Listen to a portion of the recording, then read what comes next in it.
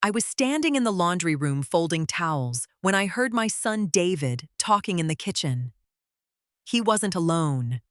His mother-in-law Brenda had come over for her weekly visit, which usually involved drinking my expensive coffee and complaining about her arthritis. I had moved into David and Sarah's house 11 months ago, shortly after my husband passed. The arrangement made sense on paper. I paid a generous amount of rent for the guest suite downstairs, and to make things easier, I gave David a spare debit card linked to my secondary checking account.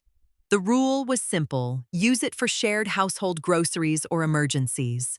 Through the thin wall, Brenda's voice drifted over the hum of the dryer. Sarah said there's a massive sale at that boutique downtown, but I just don't have the room on my credit card this month. I expected David to offer sympathy. Instead, I heard the slide of a plastic card across the granite kitchen island. "Go ahead and use this," David told her, his tone casual. My mom has more than enough.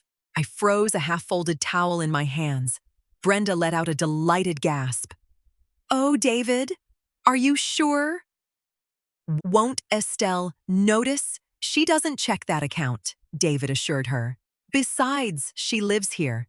It's the least she can do to help family out." Just don't go too crazy. I didn't burst through the door. I didn't shout or demand my card back. Shouting only gives people the opportunity to lie or turn you into the villain. I set the towel down on the dryer, perfectly neat. I realized in that exact moment that my son did not see me as a mother navigating widowhood in his home. He saw me as an endless, oblivious resource. I listened to Brenda's heels click out the front door, already planning her shopping spree. She had no idea what was coming. I walked back to my bedroom, locked the door, and opened my laptop. I logged into my banking portal and pulled up the transaction history for that specific debit card. David was right about one thing: I rarely checked this account. I had trusted him. Scrolling through the last 3 months, a quiet anger settled in my chest. Mixed in with the grocery store charges were other things. A $120 charge at a premium car wash. A $300 charge at a golf shop. A $250 dinner at a steakhouse I certainly hadn't been invited to. He hadn't just started giving my money away today. He had been slowly siphoning it for his own lifestyle, and now he was handing it over to his wife's mother to buy clothes. I didn't cry. Tears wouldn't put the money back, and they wouldn't change who my son had become. He was a weak man trying to buy the approval of his wife and mother-in-law with a wallet that didn't belong to him. I navigated to the card management tab.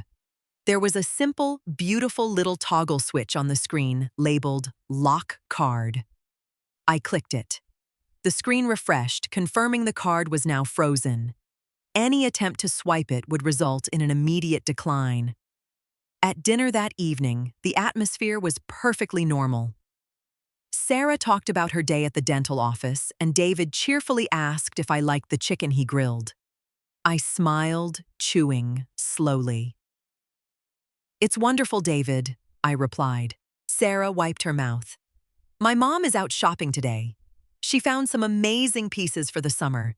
"That's lovely," I said, keeping my voice entirely flat. I hope she found exactly what she was looking for. David didn't meet my eyes. He just kept cutting his chicken. I took a sip of my water, watching the clock on the microwave. I knew Brenda was an afternoon shopper.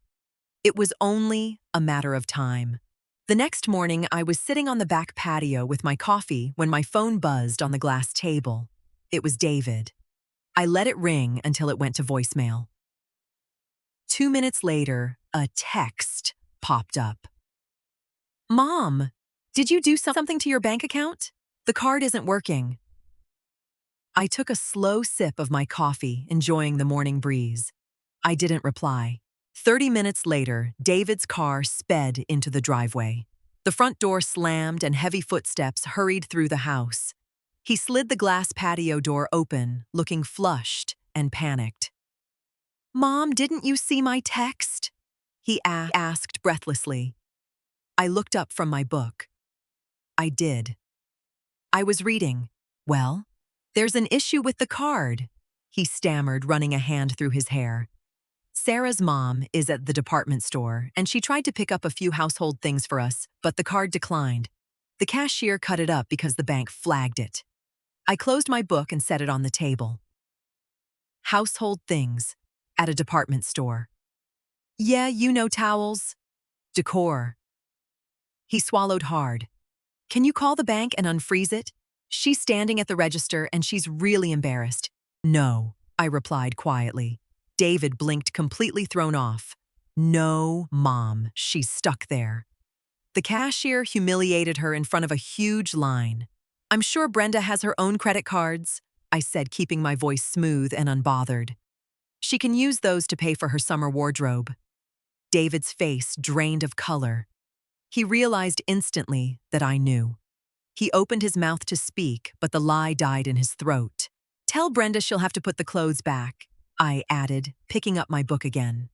And David, we are going to have a very serious conversation when you get home from work tonight. I didn't wait for his response. I just turned the page. When David got home that evening, he didn't come downstairs immediately. I heard him pacing in the living room upstairs, arguing in hushed tones with Sarah. I waited. I was in no rush. Finally, around 7 o'clock, he knocked on my door. I opened it and stepped back, letting him into my small sitting area. He looked miserable.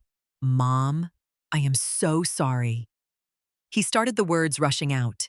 It was a mistake. Sarah has been stressed about money, and Brenda was guilt-tripping us about not buying her a Mother's Day gift. And I panicked. I gave her the card just for today. I checked the statements, David, I stated simply. He stopped talking. The car wash, the golf clubs, the steakhouse, I listed them off, my voice steady. You've been treating my account like your personal allowance for 3 months. And then you handed it to a woman I barely tolerate so she could go shopping. It's just that you have that big settlement from Dad's life insurance, David mumbled, looking at the floor. And you live here with us. We just thought it wouldn't hurt. You didn't think I corrected him. You stole. You took advantage of my trust because it was easier than telling your wife no. That's not fair, he protested defensively. Fair is paying my agreed rent every month on the 1st, I countered. Fair is trusting my son. Where is the physical card now? He reached into his pocket and pulled out the pieces of the plastic card the cashier had snipped. He placed them on my coffee table. From now on, I will buy my own groceries, I told him, looking him dead in the eye. You will not have access to a single dime of my money. Do you understand? David nodded, his shoulders slumped, and walked out. I swept the plastic pieces into the trash can. The line was drawn. The atmosphere in the house shifted overnight. Sarah, who had previously been falsely sweet to me, dropped the act entirely. She was furious, though she never confronted me directly. Instead, she chose petty retaliation. When I came upstairs for dinner the next evening, the kitchen was dark. There were no pots on the stove, no plates on the table. Sarah and David were sitting on the couch eating takeout from boxes. Oh, Estelle, Sarah said, not even looking up from the television. We didn't know if you were eating with us anymore since you wanted to separate the grocery budgets. We didn't order you anything.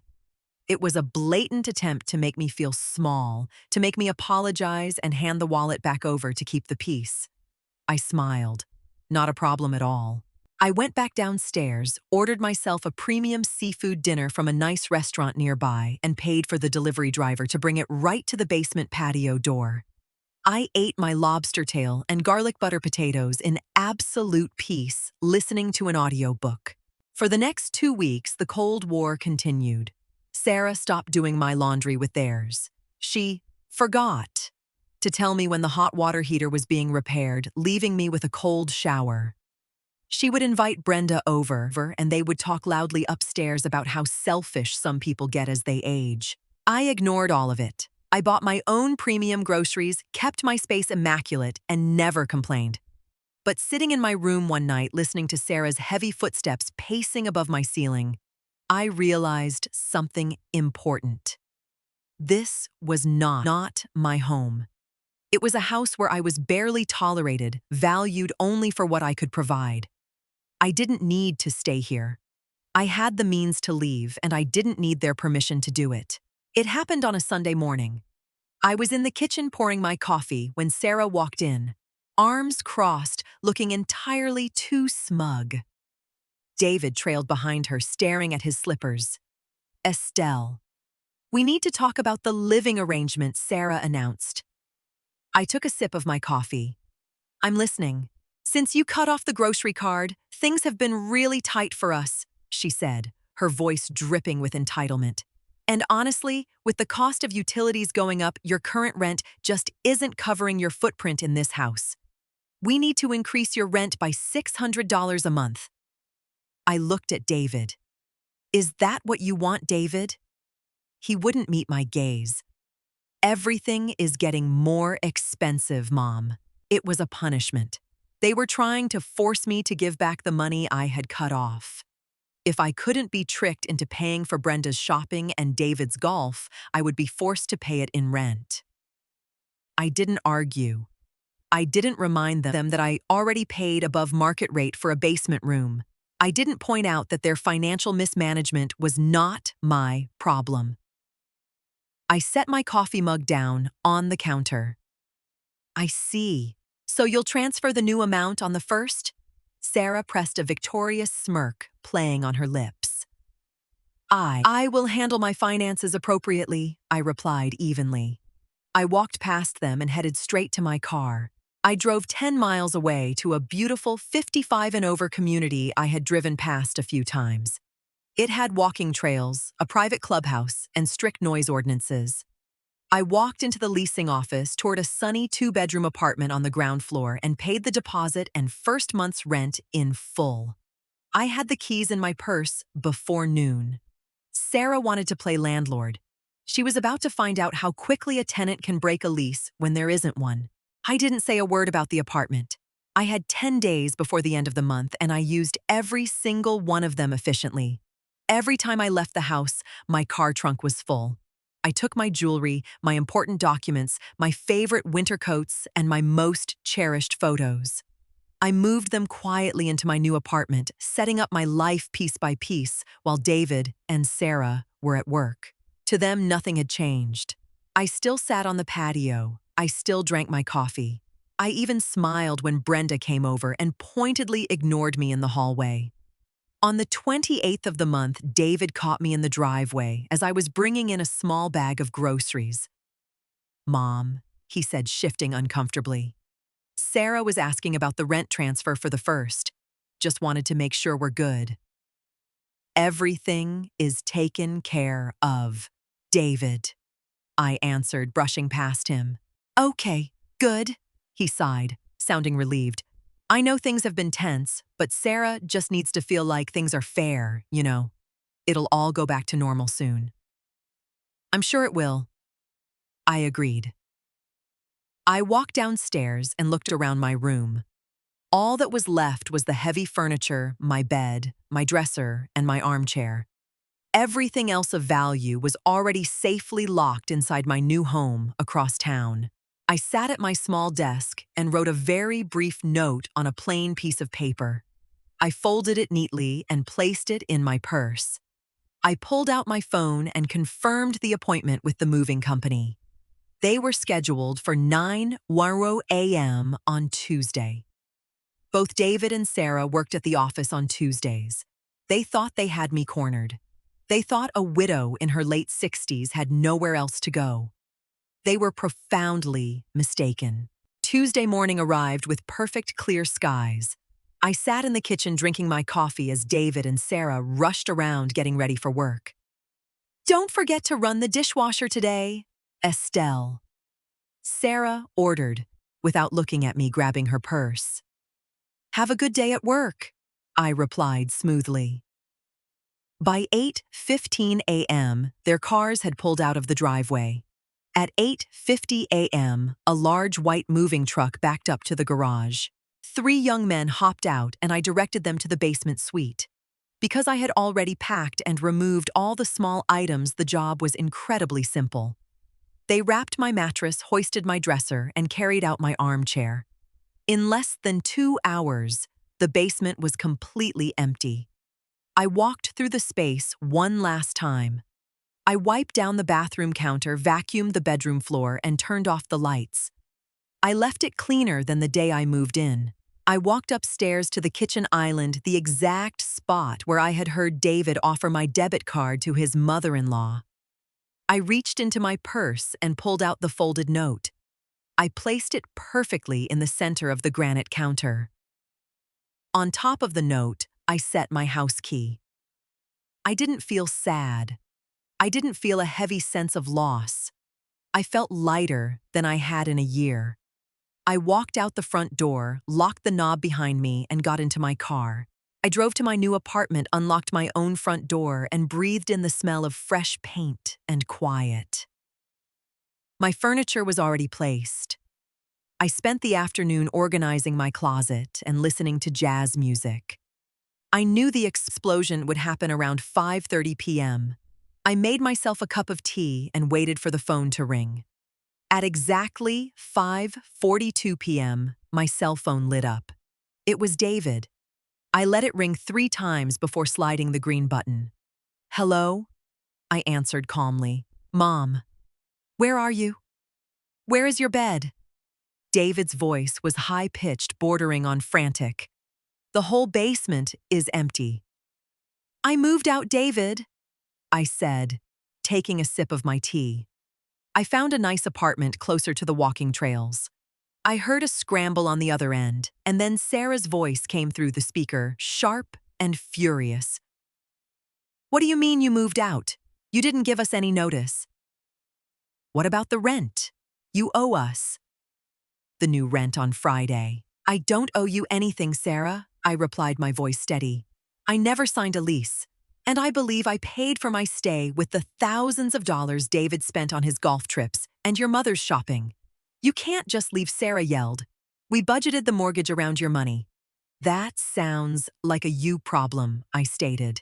"Mom, please." David took the phone back, sounding desperate.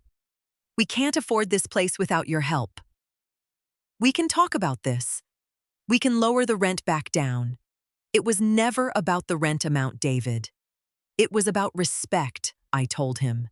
"You looked at me and saw a bank account. I will not live in a house where my own son steals from me to impress his wife." "Mom, I love you, David." I cut him off firmly. "But I am done fixing your financial mistakes. Do not come to my apartment uninvited." I hung up the phone. I didn't block his number, but I switched my phone to silent and set it face down on the counter. The silence in my new home was beautiful. Nobody was walking heavily above me. Nobody was whispering about my money. I was finally, truly at peace. 6 months passed. Life in the new community was exactly what I needed. I joined a morning walking group, started a small herb garden on my patio, and actually made friends with women my own age who valued my company, not my wallet. David and Sarah had to put their house on the market. Without my monthly rent and the secret debit card slush fund, they couldn't afford the mortgage and Sarah's expensive lifestyle. They downsized to a smaller townhouse across town. I heard through a mutual relative that Brenda was furious she no longer had a guest suite to stay in. I smiled when I heard that. David came to visit me on a Tuesday afternoon. He came alone. He looked tired, the stress of the last few months showing in the lines around his eyes. We sat on my patio drinking iced tea.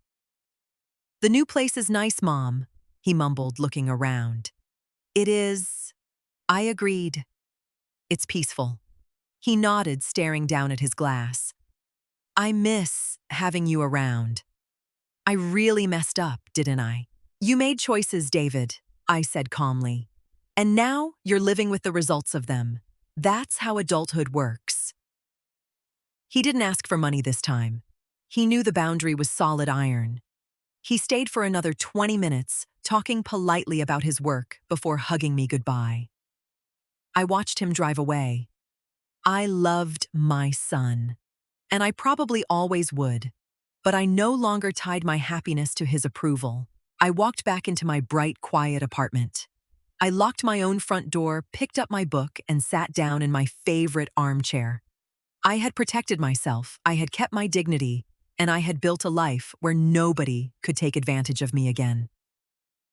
I turned the page completely content. The rest of my life belonged only to me.